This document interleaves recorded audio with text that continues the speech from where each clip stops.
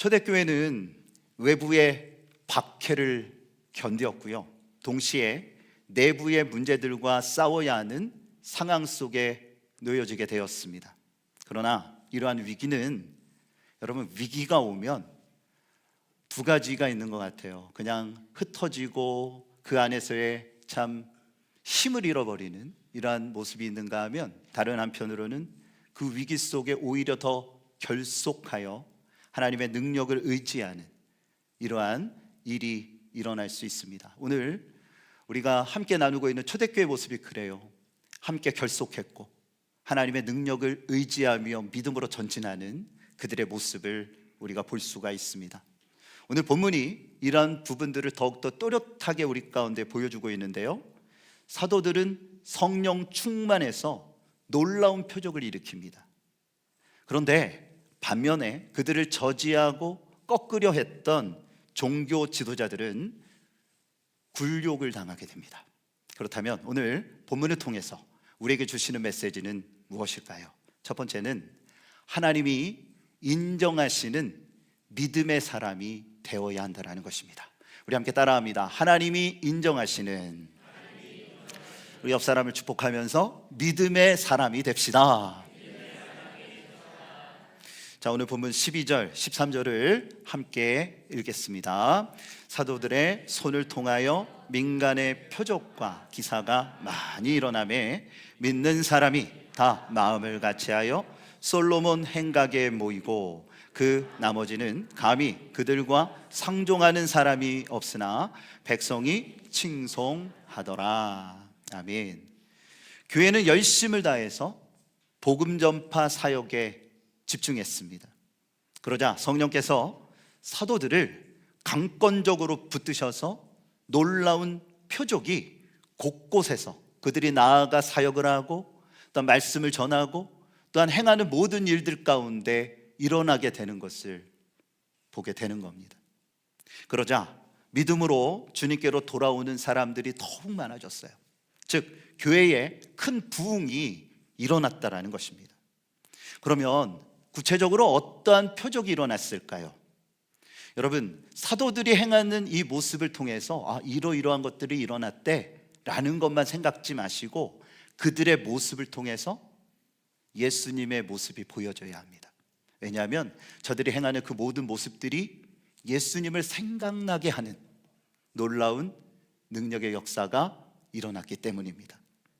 자, 그들 가운데 어떤 표적이 일어났냐? 두 가지인데요, 첫 번째는 치유의 역사가 임합니다. 우리 본문 15절을요 함께 읽겠습니다.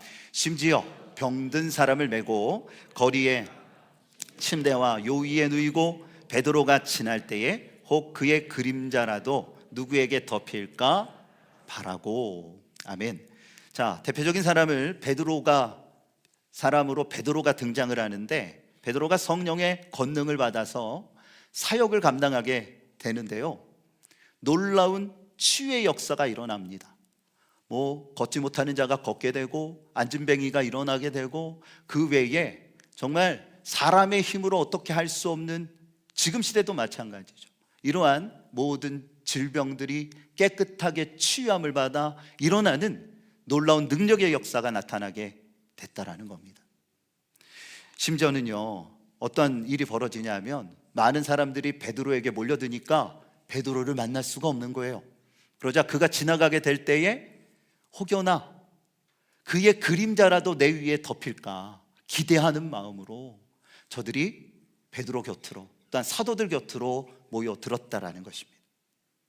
둘째는 어떠한 역사가 일어났냐 하면 축사가 일어났습니다. 축사는 뭐냐 하면 귀신이, 악한 세력들이 떠나가는 역사입니다.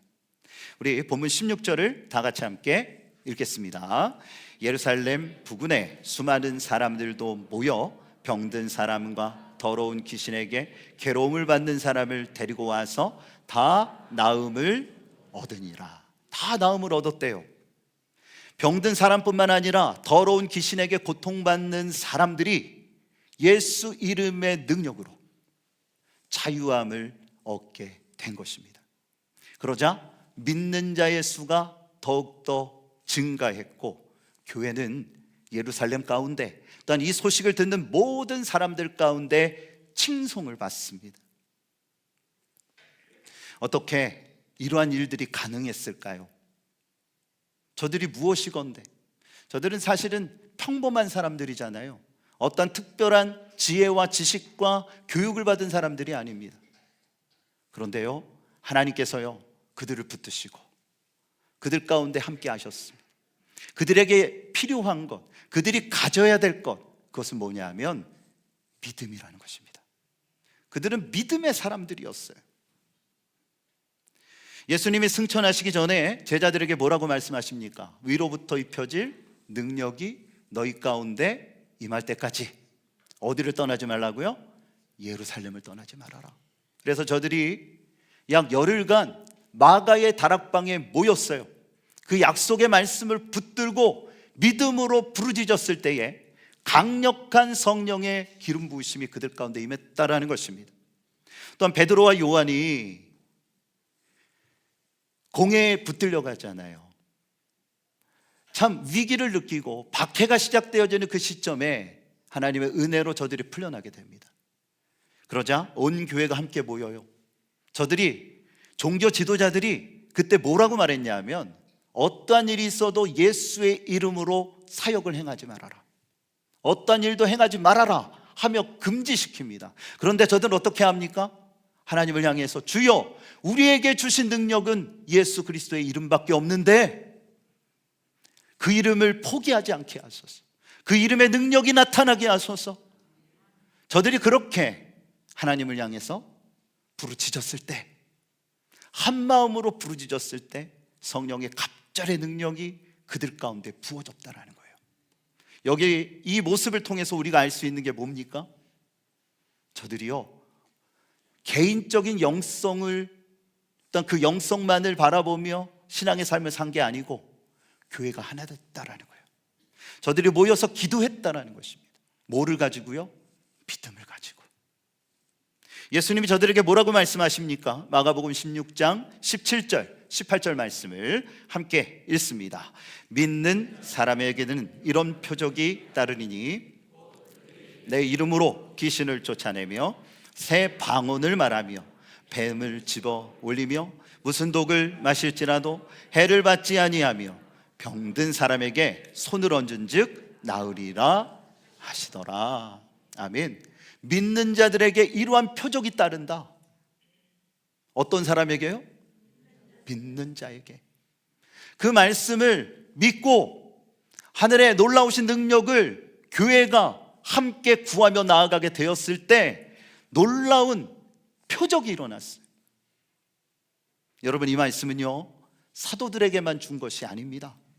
이 시대를 살아가고 있는 우리 모두에게 주신 말씀임을 믿으시기를 바랍니다. 어떤 특별한 사람에게 준 것이 아니에요. 주 예수 그리스도를 나의 구세주로 영접하고 믿음으로 살아가는 모든 자들에게 주신 것입니다. 그러므로 중요한 것은 꺾이지 않는 믿음을 가져야 돼요. 함께 따라합니다. 꺾이지 않는 믿음.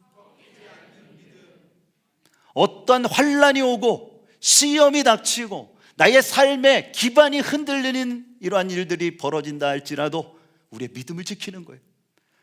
꺾이지 않는 그 믿음으로 하나님을 바라보는 거예요. 여러분 잘 아시다시피 다니엘과 그 세 친구들 바벨론 포로기로 끌려가잖아요. 그 상황 속에서 저들이 어떻게 합니까? 믿음을 지키기 위해 결단합니다. 저들이 하나님을 바라보며 믿음으로 살아갈 그 길을 선택합니다. 타협하지 않았어요. 꺾이지 않는 그 믿음으로 기도하면서 저들이 견디고 그 고난을 이겨냈을 때 하나님의 일하심을 보게 됩니다. 거룩한 정상에 세워지게 됐다라는 거예요. 여러분 마찬가지예요. 하나님이 보시는 것은 믿음입니다. 주님께서 수많은 사람들을 만나시고 병자들이 찾아왔을 때 무엇을 보셨어요? 아, 잘생겼구나. 아, 돈이 많구나. 사회적인 저명 인사구나. 아니에요. 그 사람의 마음에 믿음이 있는가를 보셨어요. 꺾이지 않는 그 믿음, 하나님이 인정하시는 믿음이 있는가. 여러분 이 시대 속에 우리 사랑하는 모든 교우 여러분, 하나님이 인정하시는 믿음의 사람이 되어주시기를 축복합니다. 내 가족들도 인정하고 우리 교우들도 인정하고 그 무엇보다 하나님이 인정하시는 믿음, 어떠한 상황 속에 흔들리지 않는 믿음. 아까 우리가 찬양 부르면서 깊어진 삶을 주께 드리네. 우리의 신앙이요, 어떠한 상황과 풍파로, 어떠한 말과 보여지는 모습으로 인하여 흔들려져서는 안 돼요.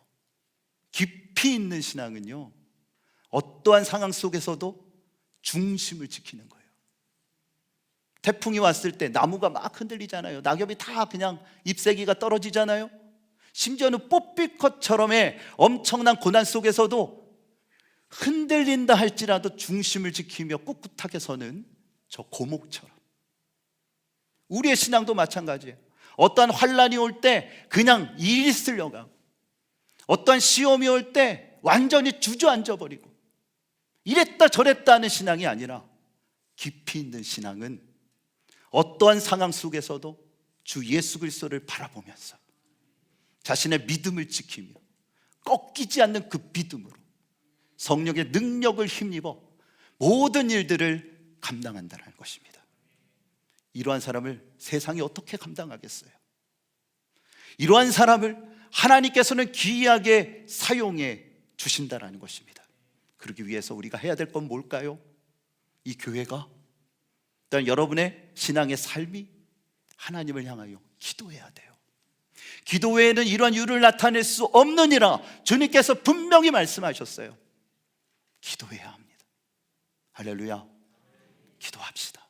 정말 주님을 바라보며 함께 모이고, 우리가 주님을 바라보며 간절히 부르짖을 때에 지금 이 시간 이 자리 가운데, 또한 여러분이 머무는 그 모든 순간 그 자리 가운데 하나님의 성령이 놀라운 역사와 표적을 일으켜 주실 줄을 믿습니다. 두 번째 우리에게 주시는 메시지는 고난 중에도 하나님의 일하심을 기대하라는 거예요. 함께 따라합니다. 고난 중에도 하나님의 일하심을 기대합니다. 정말 그러십니까? 오늘 보면 17절 18절을 우리 함께 읽겠습니다. 대제사장과 그와 함께 있는 사람, 즉 사두개인의 당파가 다 마음에 시기가 가득하여 일어나서 사도들을 잡아다가 옥에 가두었더니. 아멘. 초대교회의 사역은요, 굉장히 큰 임팩트가 있었어요. 그래서 대제사장과 사두개파, 그들이 누구냐 하면 성전을 좌우하는 사람이에요. 성전을 맡은 자들이라 표현합니다. 그들이 바라봤을 때 매우 당혹스러운 거예요. 아까도 말씀드렸지만 베드로와 요한을 처음에 붙잡았을 때 분명히 얘기했잖아요. 예수의 이름으로 어떠한 일도 행하지 말아라. 이런 모든 것들을 금지시키고 다짐시켰지만 어떻게 됩니까? 오히려 예수의 이름으로 더 큰 표적과 능력을 나타내는 거예요. 하나님의 말이 옳은지 사람의 말이 옳은지를 판단하라. 당당했던 그들, 이런 놀라운 역사와 이적이 일어나게 되니까 우리가 읽었던 17절에 뭐라고 합니까? 그들이 마음에 시기가 일어났다. 시기가 가득했다. 이 말은요, 이제 초대교회를 경계 혹은 제거의 대상으로 인식했다라는 것입니다. 더 큰 박해가 그들 가운데 임하게 된다라는 거죠. 더 이상 두고 볼 수 있는 상황이 아니었다라는 것입니다. 그래서요, 저들이 결단하죠. 어떻게 합니까? 사도들을 잡아서 옥에 가둔 거예요. 자, 그렇다면 지금 종교 지도자들의 모습이 이러한 모습이라면 반대로 사도들의 입장은 어땠을까요? 초대교회의 입장에선 어땠을까요? 강압이 오고 심지어는 주님의 이름으로 인하여 이 모든 것들이 이기면서 사역들을 행하고 표적을 일으켰는데 저들이 지금 있는 곳이 어디예요? 감옥이에요. 여러분, 일반적인 사람들은 경찰을 만나면 괜히 심장이 콩닥콩닥 땅콩땅콩 뜁니다. 우리 교우들은 안 그러신 것 같은데 저는 그래요. 괜히 뭔가 좀 죄진 것 같기도 하고, 옛날에 교통 위반했던 게 괜히 요즘 카메라에 블랙박스에 찍혔나 그런 생각도 들고, 그냥 지나가는 건데 사실 우리가 경찰서에 갈 일이 그리 많지 않잖아요. 우리 교우들 중에 이제 경찰관 출신의 교우들도 계신데, 웬만하면 안 만나고 사는 게 좋은 겁니다. 아멘을 안 하시네. 물론 행정적인 거나 어떤 일들을 처리함에 있어서는 반드시 도움을 받아야겠죠.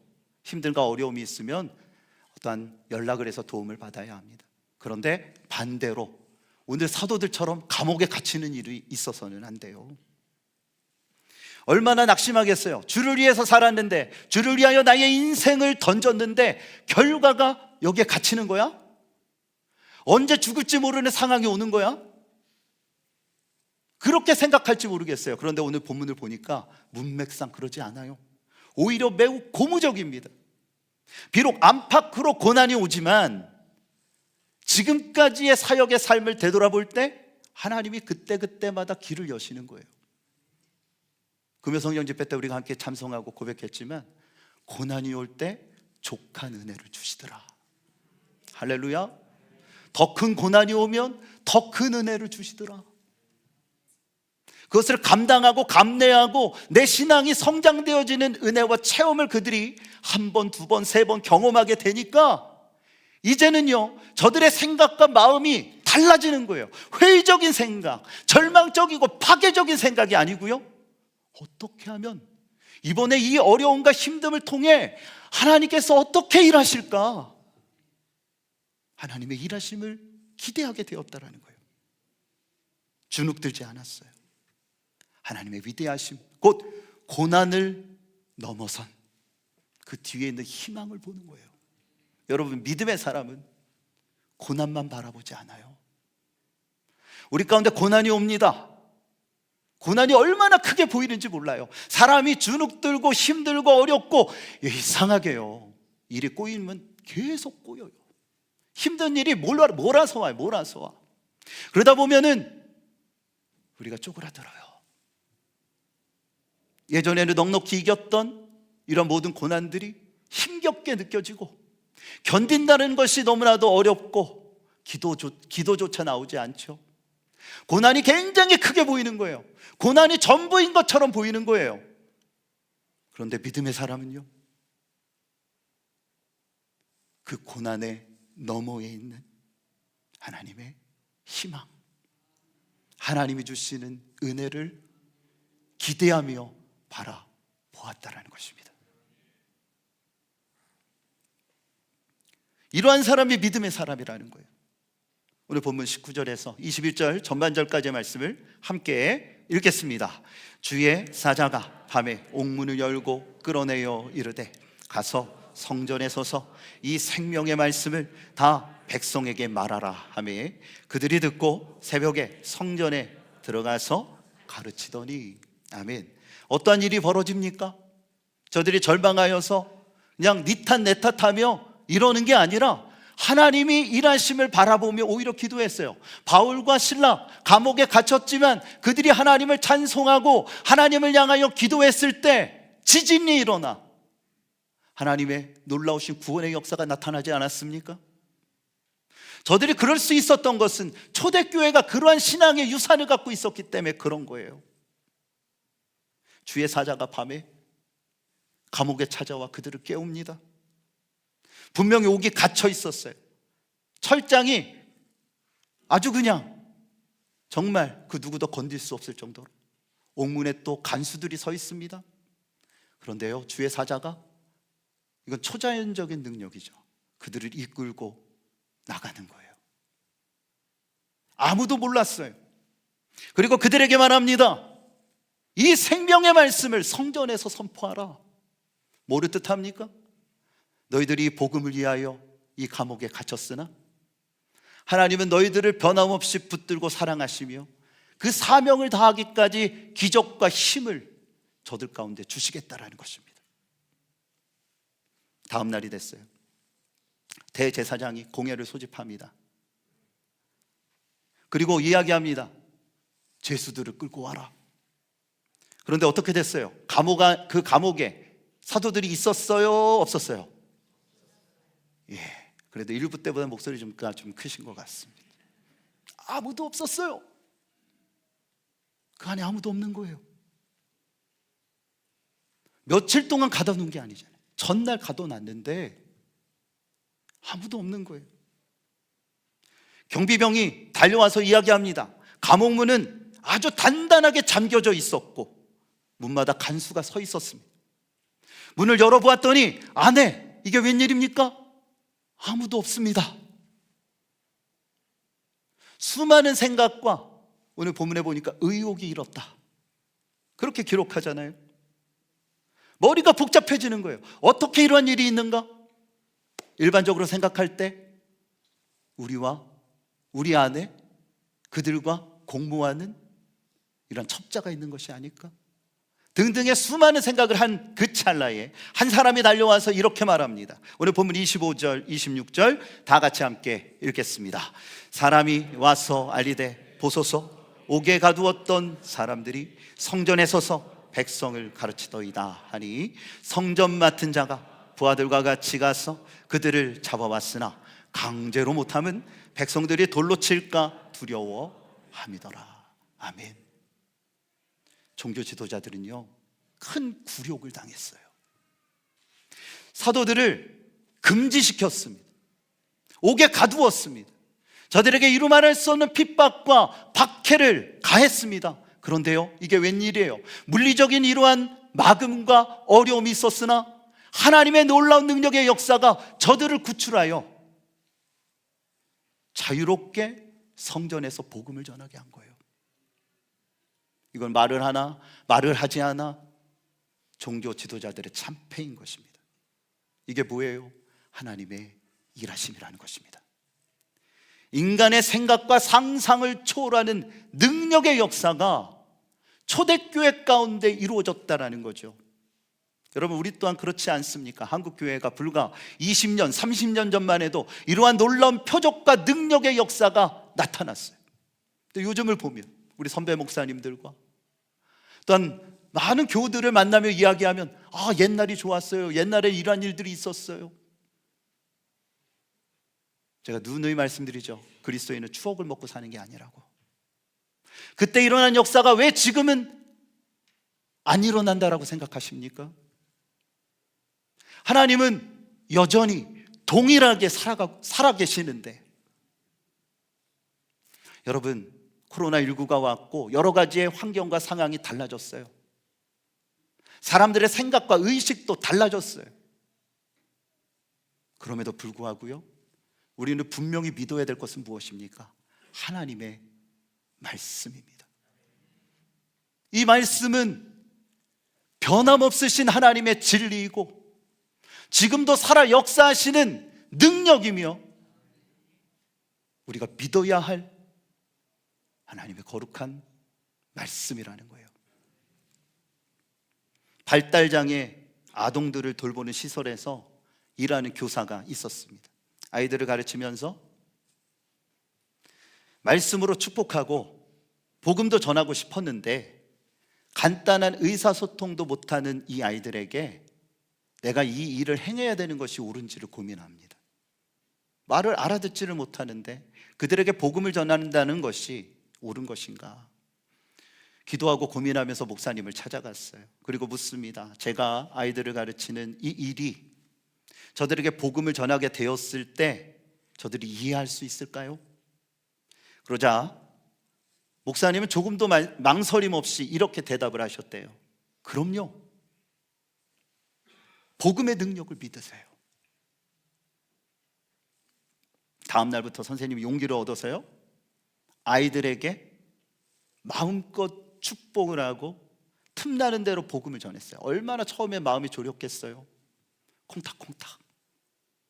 그래도 기도하면서 선포하니까 조금 더 힘이 들어가고 나름대로의 방법과 노하우가 생기는 거죠. 그런데 놀라운 것은 한 달도 되지 않았는데 변화가 일어났다는 것입니다. 아이들이 상태가 급격히 호전된 이런 아이들은요, 말을 하기 시작하고요. 우리 교회는 아멘 타이밍이 우리 1부 때 분들이나 2부 때 분들이나 비슷한 것 같아요. 그냥 아멘 하셔도 되는데 다시 하겠습니다. 복음을 이해하고 또한 그 말씀을 받아들이고, 또한 말문이 터진 아이들이 생겨나기 시작했고요.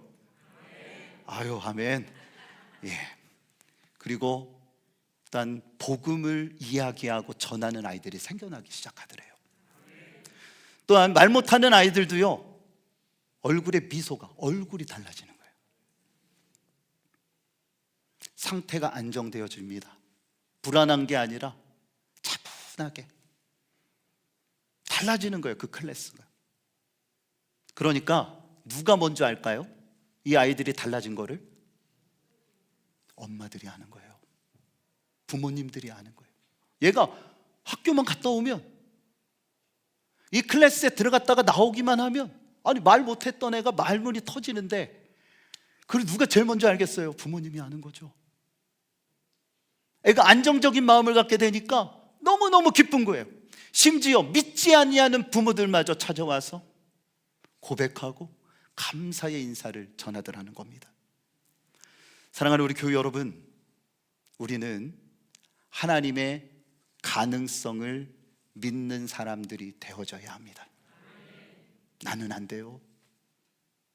나는 때로는 믿고 다짐하지만 쓰러질 때도 있고요, 실패하기도 합니다.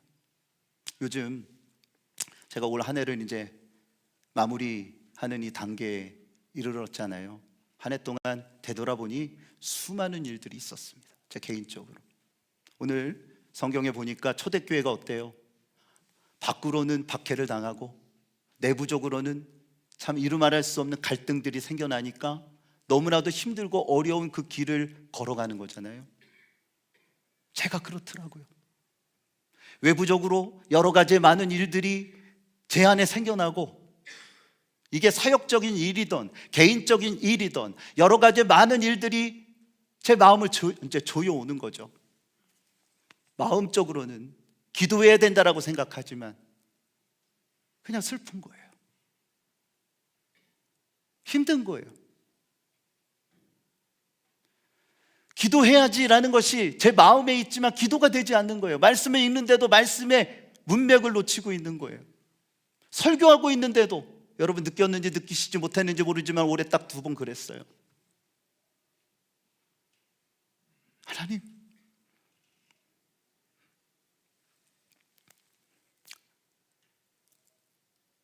너무 힘들고 낙심이 되고